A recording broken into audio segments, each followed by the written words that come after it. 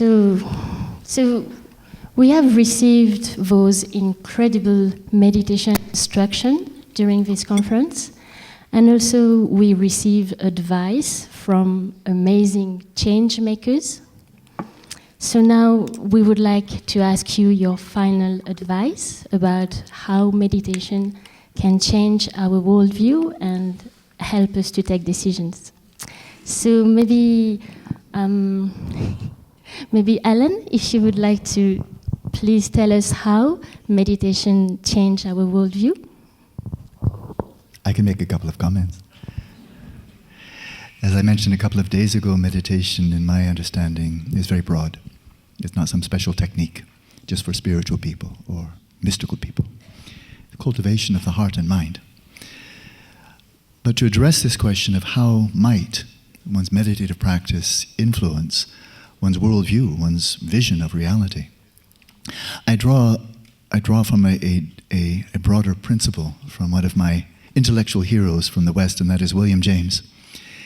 And he has one statement that I've quoted probably hundreds of times now, almost like a mantra. And his statement is, for the moment, what we attend to is reality. It's a psychological truth. He was not a superficial thinker. What he was saying here is, we take into account, we take seriously, we regard as real that which we attend to. We heard this wonderful talk this morning from Ajahn Sulak, where he's talking about those who are impoverished, people who are suffering. If we don't attend to them, they don't count.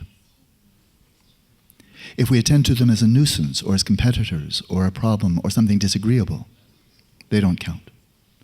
If we attend to them as human beings like ourselves, they count. So we're living in a world nowadays that in many ways is very materialistic. Scientists will often say, show us the evidence, and they always mean something physical. If you say, my experience was, that's an anecdote. That's an anecdote. Show us the physical evidence that meditation works. Show us the physical evidence that there's something happening in the brain, then we'll believe it. The scientific tradition for 400 years is focused on the physical. That's what it's good at.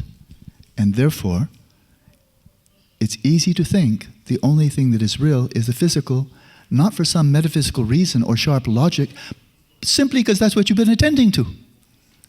And so meditation, I'll wrap up. Meditation is to broaden our vision, that we are attending to other sentient beings as sentient beings, someone who is looking back.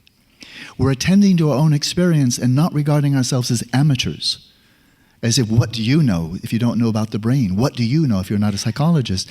But learning how to examine carefully our own experience and taking responsibility for our own experience and not leaving it to someone else. So in this regard, meditate and you broaden your vision of reality and you make it three-dimensional so that we don't flatten reality to mere surfaces, to mere physical phenomena and their emergent properties. Well, thank you very much, Alan.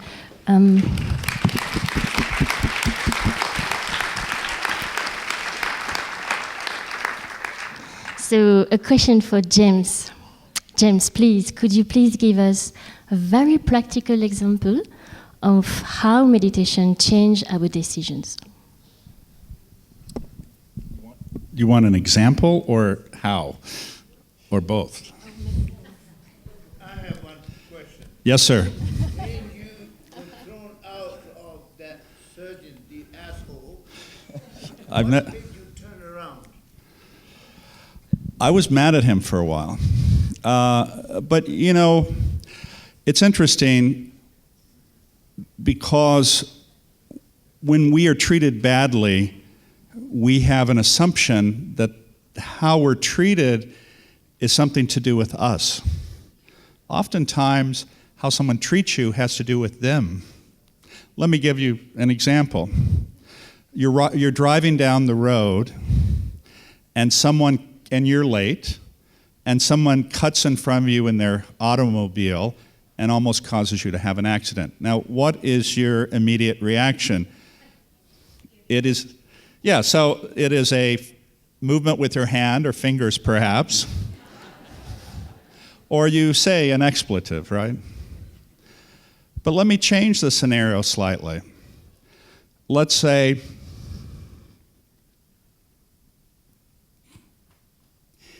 it was the husband of a woman who is pregnant and she is bleeding, and he's trying to get her to the hospital. What's the difference? And that is how, when someone does an action towards you, that you are making an assumption that it was because of you or they did something to you. Oftentimes, it's not the case at all. Remember, every one of us is a frail, fragile person who's not perfect. We respond to events around us. We respond to all sorts of things that we don't oftentimes have insight into. And these types of practices, because my initial reaction in those situations would be the same, but if you step back for a second, and let's say in that example, you change it, or the person who threw me out of the operating room. I mean, as an example, maybe he had a patient who died the surgery before because of inattention. Maybe some other event in his family happened immediately before. And he's expressing his frustration and anger towards me because I happen to be there, but it has nothing to do with me. And so the recognition of that reality allowed me not to hold that and to somehow think it was about me. And in some ways, it's the practice of forgiveness, but it's also the practice of, in some ways, not beating yourself up and thinking these negative things that happen are because of you. Thank you, James. Maybe I could ask David. David, if you could give us, I know the audience, is looking for like practical advice to bring meditation into their professional life, So maybe if you could, if you had advice for the audience, to bring those qualities into their professional life. Yes, I can try. I think I'll go away so that... No, don't go away. I'm looking at Rinpoche because he knows very well that my meditation is very poor. I have very little skill or discipline in meditation. Sorry, David, maybe I was not clear. I think people would like advice from you. Yeah, no, I'm going to go there. He's being locucious.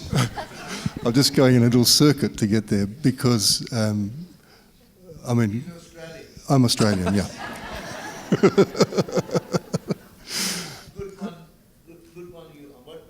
Good on you, mate. Yeah. No worries. No, seriously, in answer to your question, how do you bring meditation into professional life?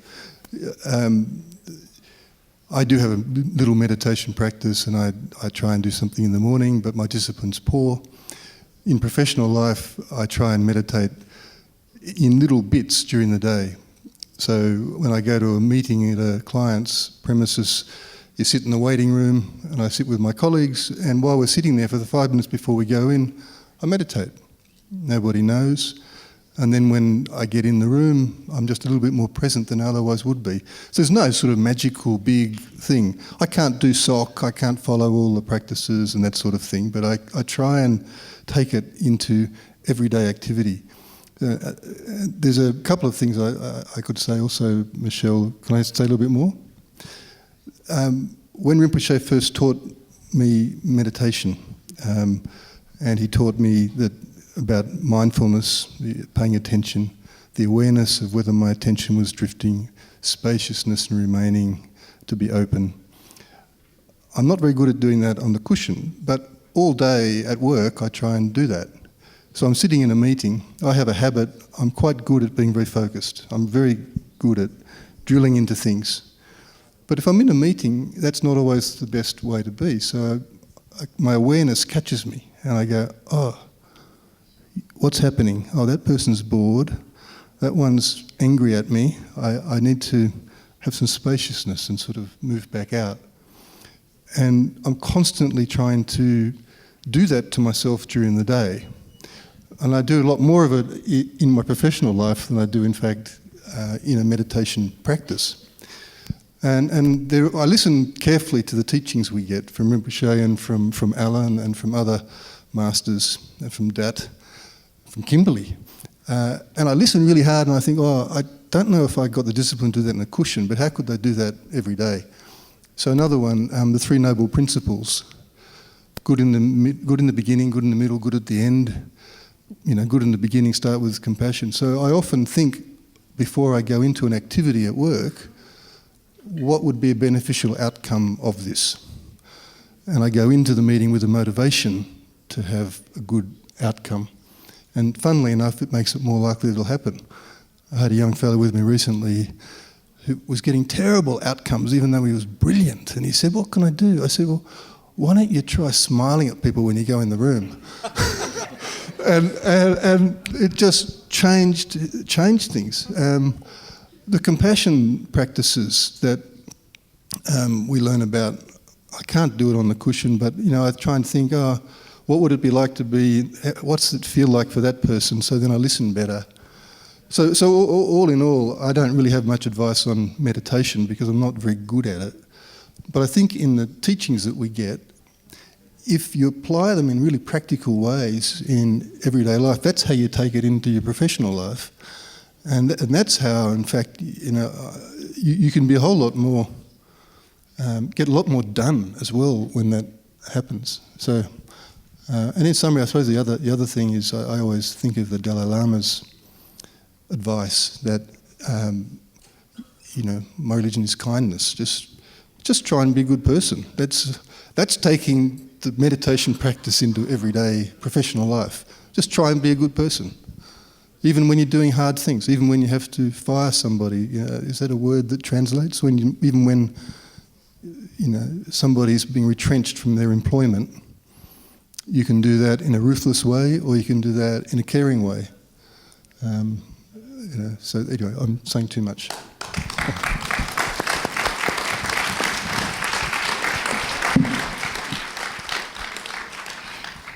Thanks, David. I had the privilege to spend some time with you during those last days, and I'd like to testimony.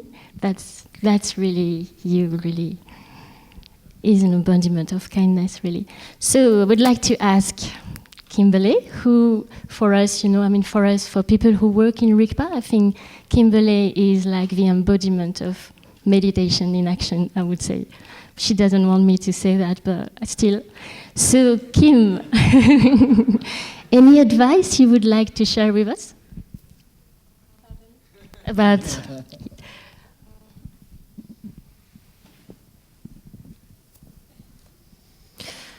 I said it this morning, sounded maybe a bit simple or like an ad for Nike, isn't it? But it comes down to just do it.